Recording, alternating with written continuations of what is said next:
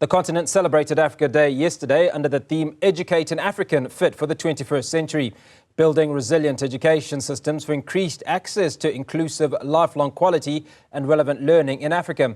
Pan-Africanist and gender and inclusion advocate Shamima Muslim joins us to talk about the significance of the day. Shamima, appreciate your time and trust that you had a great Africa Day in Accra, Ghana.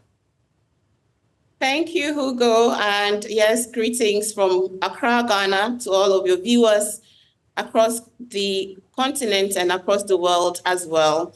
So yes, yesterday was the day of deep, sober reflection on the ideals of, the African Union that our liberation fighters envisioned for this continent, and whether or not we are anywhere close to achieving the vision that they had for a united Africa, not only politically liberated, but most importantly, mentally liberated and economically liberated. You would agree with me that the jury is still out there.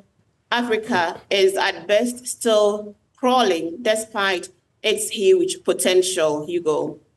Now, how can we ensure that educational reforms in Africa address the needs of all genders and marginalized groups? Right. I thank you that you asked this question, and it's critical that it is this year's theme because we all know that human capital continues to be the most important resource that any country could have, and yet educational outcomes within Africa in many of our states, it's quite abysmal. Literacy rates are low, numeracy performance are low because of poor infrastructure first. Many African nations are not making the requisite infrastructural investment in their education, as well as proper 21st century curriculum development, which incorporates digital skills. And I hear that 230 million jobs will require some level of digital skills in the next 5 years. How ready are the teeming mass of African youth to fit into these opportunities that also stand to create not only jobs, but also opportunities of over $600 million in terms of training opportunities that would exist if these youth are to align. So if African Union and African nations are truly committed to ensuring that they capacitate the 60% young people who are the majority of the populations of the world, then they must back this commitment with requisite action and investments in education infrastructure and access to invest in education. Many poor communities are cut off. There are children who are lying on their bellies to learn in schools that really are not schools, because these are just schools under trees. These are buildings with no proper classroom equipment and learning materials. Huge communities disconnected from the world because of poor infrastructure. No light in many of our villages. I don't know about South Africa and Ghana. There are many communities that do not have light. So even if you were to deploy digital tools to these communities, how would they power these digital equipment if we don't think creatively out of the box and provide them as other social enterprises are doing with learning kits that use solar powered learning equipment, and also in training of the trainers? We find that a lot of teachers themselves need to unlearn their traditional pedagogical learning methods and to embrace new learning methods that the times require of them. So we must also invest in retraining the teachers that are shaping the minds and hearts of these young people who are supposed to be the future of the continent, who are so far behind comparatively with their peers in many other parts of the world. So what would you think are the best practices for creating inclusive educational environments that cater to diverse learning needs? Because as the picture that you portray, I think, is typical across many countries on the African continent, where young people or rural communities continue to be marginalized, where there is no electricity being spent, or no money rather being spent on putting up electricity to allow for individuals in those areas to be able to have access to various digital aspects or digital developments. But there's a lot of money that is being spent on ammunition and war, but very little being spent on educating young people on the continent. Thank you, Hugo. And this is the curious case of Africa. This is the conundrum from which many have, gone into despair and even ventured in losing hope for this continent and its very bright potential. Because really, how is it that a continent as resilient as the African continent, a continent that has gone through the kinds of pain that the African continent has gone through, 400 plus years of slavery, over 100 years of colonization, and yet there is still a mad rush for Africa. African resources are powering European civilizations and industrialization. Africa is not a poor continent. Unfortunately, our leaders somehow have failed to liberate the people of the continent. I don't know what the reason is. I don't know what the commitment of our leaders today are. I don't know what is different about our leaders today that our liberation leaders of yesteryears.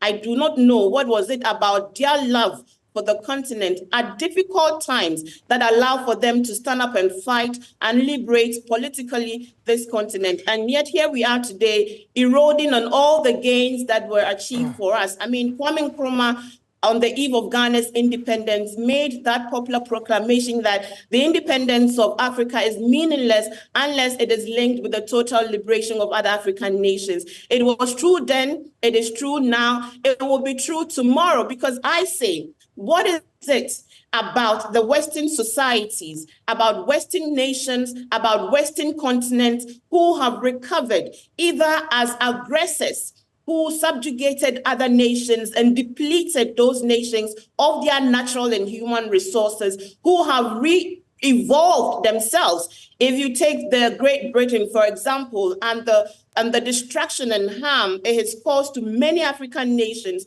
today the face they have rebranded, the United Kingdom is a rebranded one, even offering us Commonwealth Foundation, of which many of our leaders still go and engage. I am saying that you are not my friend if you do not wish for me that which you have already and that which you continue to pursue for yourself and for your people. You are not my friend if you continue to ensure that our leaders are unable to truly liberate this country economically, despite the goodies that we have, despite the mineral resources that we have. You are not my friend.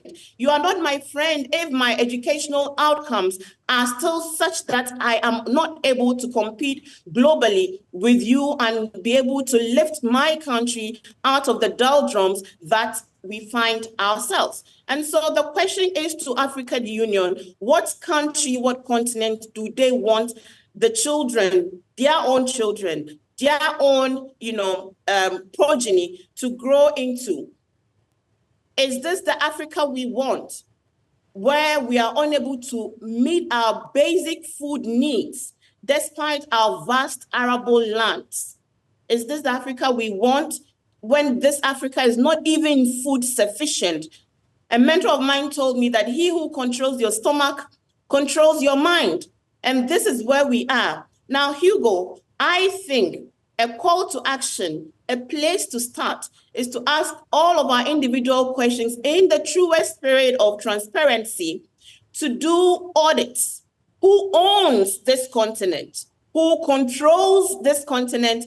Who manages the commanding heights of this continent? Let us know. I'm not saying that we should just become countries that are close to the world. It's a global world. We are plugged into this system, no matter how fair the system is. But our people need to know who owns our countries. so that they can begin the spirit, to imbibe the spirit of wanting to also own this patch of land which is theirs. So let us do the audits. Let us know the beneficial owners of the big corporations that are operating in Africa, that are operating in our countries, the mineral companies, the energy companies, the mining and the extractive industry companies, all these the banking companies, that are operating within our country. Who owns them? Who manages them? Who controls them? Where do the vast resources go? Because if we cannot assert ourselves as African leaders, then there's really it's a sad situation, Hugo, for us to be where we are. I don't know if it's a failure. It is obviously a failure of leadership. And so if we're truly committed to realizing the ideals of Agenda 2063, which was to bring us back to winning ways as a continent, a self-reliant, proud continent, and I like the first two aspirations of Agenda 2063. It speaks about a prosperous Africa based on inclusive growth and sustainable development. These beautiful words, they are not nouns, they are verbs. Strong verbs. And for us to operationalize and meet these, we must ensure that we are acting specifically, intentionally in making the right investment and eschewing corruption, graft, and greed that has now held many of our leaders in a chokehold that, blinds them to the good they can be doing to our country if they were to come together and collaboratively to deliver this continent.